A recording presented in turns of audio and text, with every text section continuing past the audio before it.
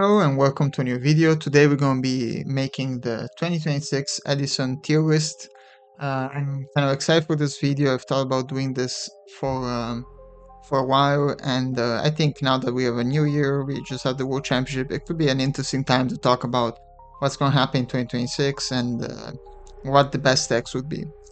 I have here I used one of the presets tier lists, and I have here a lot of the most important decks and main decks in Edison, but I think you'll see that there are others that are not included here, like Gigavice, but all the more important decks to kind of talk about are here. And just getting right into it, I've divided this into tier 1, which will be the best decks, second best decks, which can top or who can get resource as well. Then I've kind of had two other categories. One category is Vegas baby, in the sense that it's decks which, if they're on a run, if they're lucky, they can be very strong. If not, they don't do very much. And the fun trash category is basically every other deck which is not in the tier 1, is not it can't reasonably top. Some of these decks have topped in the past, but they're not near as consistent or as good as the other decks. And the Vegas baby category is just something that I think should be. It's an interesting category just because there are some decks which can be extremely powerful on the right day, but on most days are just simply less consistent. Just don't do as much as the top decks. But okay, just starting kind of going. I'll just start with the top decks, and we can have kind of a separate discussion about which one is the number one deck. I'll start. Blackwing is of course tier 1. You have for sure in this category Bio Turbo, tier 1. I think you need to have the Hero Frog here, even if this deck has gotten some, has gotten a little bit outshined by the Frog combo deck, the Frog OTK deck. I think it still deserves to be in tier 1, simply because it is a very difficult deck to deal with when they have things going. It's very difficult to outgrind them. You basically can't, and it's a deck that has a lot of powerful basically synergies, but it's gotten a little bit outshined by the Frog combo deck, and we'll talk about it in a second. So I think these are the tier 1 decks. I don't think any of these other decks kind of fit that category. Some people will argue that maybe Hero Frog should be a little bit down and so on, but we'll go over the tier 1 in a second. In terms of the decks that can top, you have for sure Gladiator Beast. This deck basically won the World Championship recently, and so people saying that, oh, is it a tier 1 deck all of a sudden? I don't think so. I don't think it's as good or as consistent as the others. It can be really good if it has a great start and everything kind of going its way, but it's not. I don't think it's there yet. And the other thing I would mention is that since it won the World Championship, a lot more people are going to start playing it, so it will be more likely to get tops or get resource. But at the same time, people are going to be better prepared for it. They're going to kind of play side deck for it more than they have in the past. So I think overall that will hurt it the same way, with everybody playing Blackwing, Bio Turbo, or Frogs. Basically, the side decks are tuned against these decks, and so if they were less popular, they would be a little bit more. They would be a little bit harder to plan against.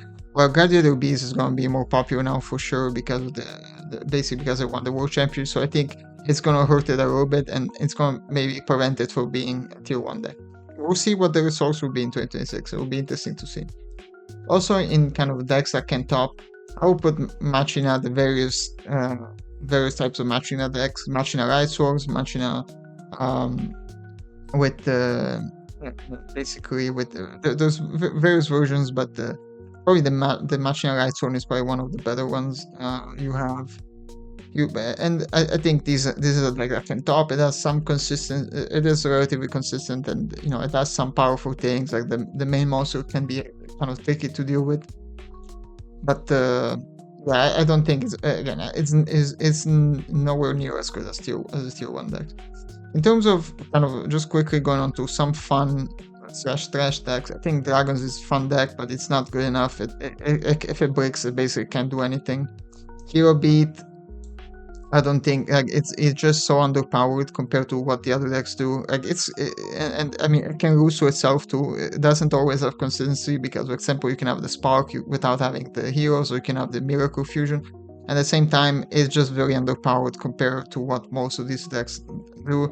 If you put a monster that's more than 2000 attack or 1900 attack, they have they have to use something to get rid of it. They don't really have inherent things to clear big monsters. So I think it's just a very weak deck.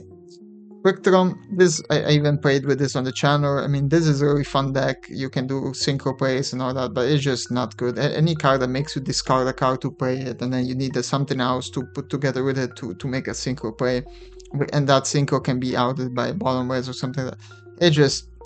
It's not a recipe for success. I would say Fairy is also in this category. It's not, I don't think it's good enough. It has also consistency issues. Like Saber, one fun deck, it has an engine, but it's just simply not good enough. Zombies, this is one type of deck which you could argue with the right build and like top. It has topped in the past, but I just think most of the zombie decks are not good enough, and they have a similar problem to the Quickdraw.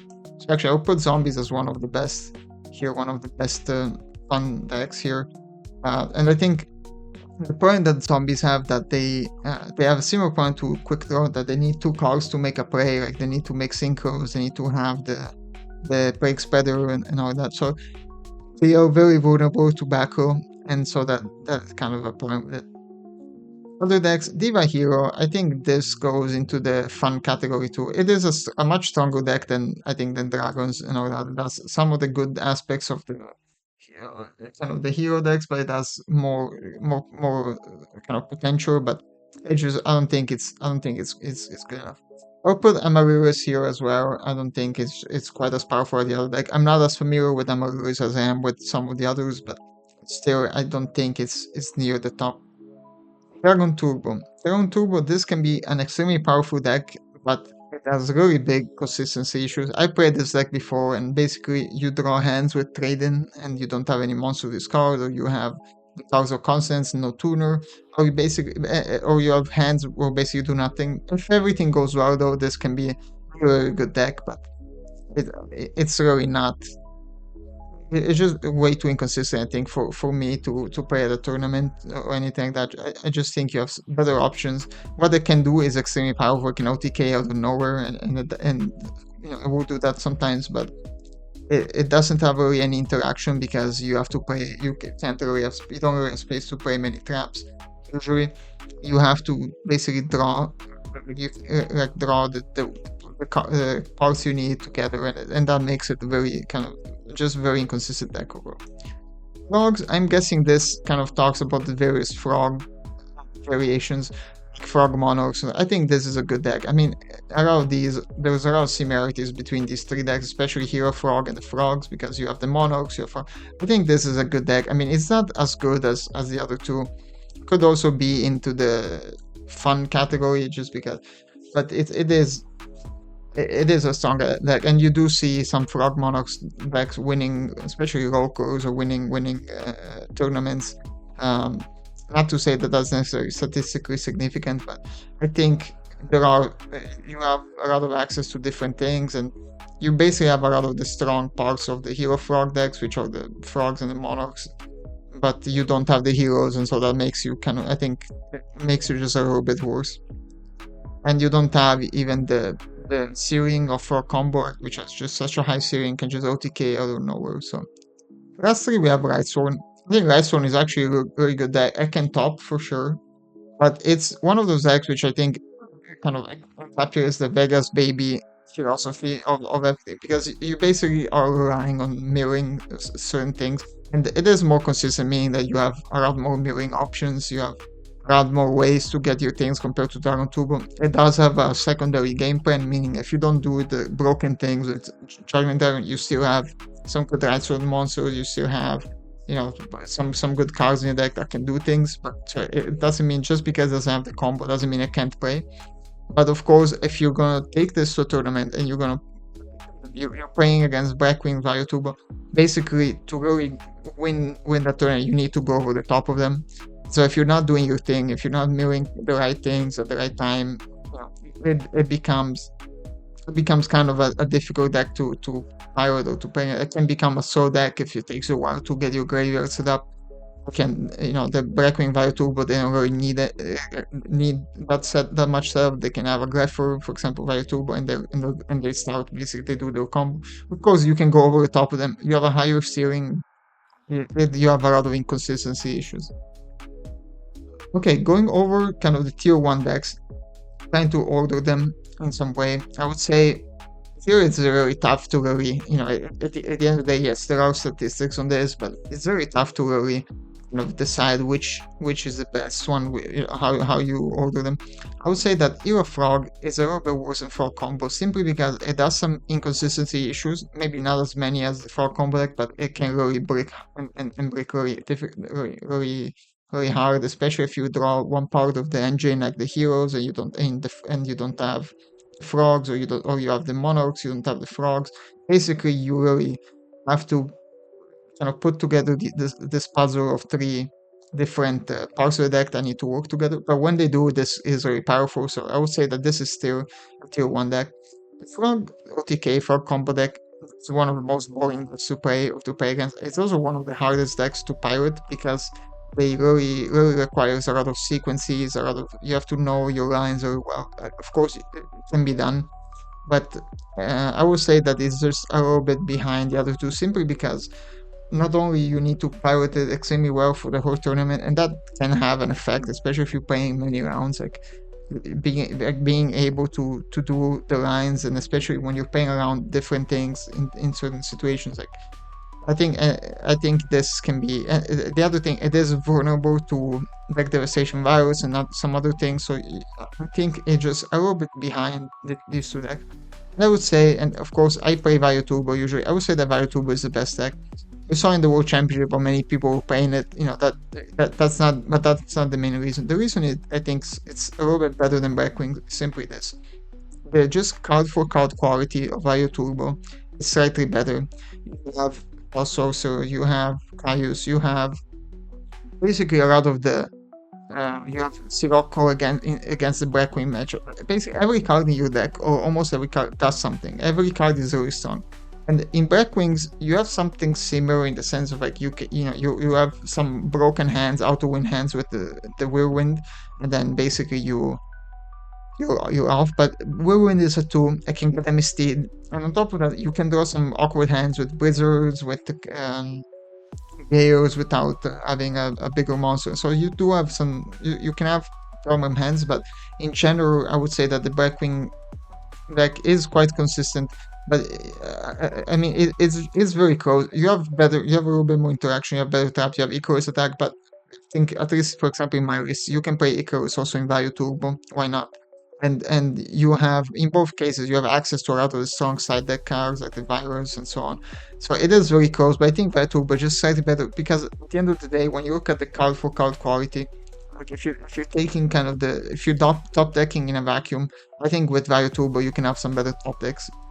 And on top of that, you have a little bit more recursion with the values and all that. You can basically play a slightly longer game than the Blackwing. The Blackwing is very aggressive, but if they don't get the game done quickly and they don't have Whirlwind, they can run out of juice, and then in those types of games, the Value Turbo can have both the aggressive draws, where it can basically OTK, but then I can also have the resilient kind of recycling values or recycling resources to basically make more synchro. So it has a little bit more flexibility from that point of view. So I think this is the correct order. Value number 1, Blackwing number 2, Frog OTK 3, and Hero Frog 4. In the 10 top category, I would say Gladiator Beast for sure is the best out of this category. You could argue that even Lightsworn should be somewhere in there, but between Machina and Frog, I think I would just put Frogs last, simply because if you're playing Frogs or like a Frog Monarch, you might as well play Hero Frog, which I think is just strictly better. And the Machina deck is not bad either, but you have with the fusion, which you can be side deck, the Cyber Dragons which can be side decked against you, and the fusion, people playing the fusion in deck, so like you are very susceptible to getting basically both wiped a lot. So it is something to keep in mind. I think that's one of the weaknesses of the deck, and on top of that, basically if there's a way to basically I mean, your main monster is a machina. The machina, if you get sleep poison or you clear it in some way, it becomes very difficult for them to kind of attack or hurt you after that. Then the Vegas baby, the category you have. I think Lightsworn is just better than two. Lightsworn you could, as I mentioned, you could argue can be a top deck. Baron Turbo, very strong when it gets going. Unfortunately, it doesn't get going that often, so that's the struggle. And finally, here in the fun trash category, I mean, this is really, I think, subjective how you want to organize them. I would say that maybe Hero Beat is one of the worst ones here. I'll say, yeah, maybe Dragons is here, Quickdraw. Not really sure how you want to order it. I think between of these decks, Zombies is the only one that which can be in the top category. You know, with the right pirate and the right diva hero, also could top some small tournaments. I don't want to say that these decks are just absolutely trash. You know, but I would say they're just a little bit inferior to the other options. If you're playing diva hero, I think you're better off playing hero frog. If you're playing zombies, I think, you know, if I mean, you can do it for fun, but I think you just have better, just more consistencies, better. You're less susceptible, and you just have better matchups with some of the other options. Anyway, I hope you enjoyed this video, kind of giving a rundown of the top decks. Let me know what you think in the comments. Let me know if you agree with my order. If you think there's another deck which will be better, do you think Gladiator Beast will become the best deck? Is that, you know, is that something that you envision for 2026? But thank you for watching, and we'll catch you in the next one.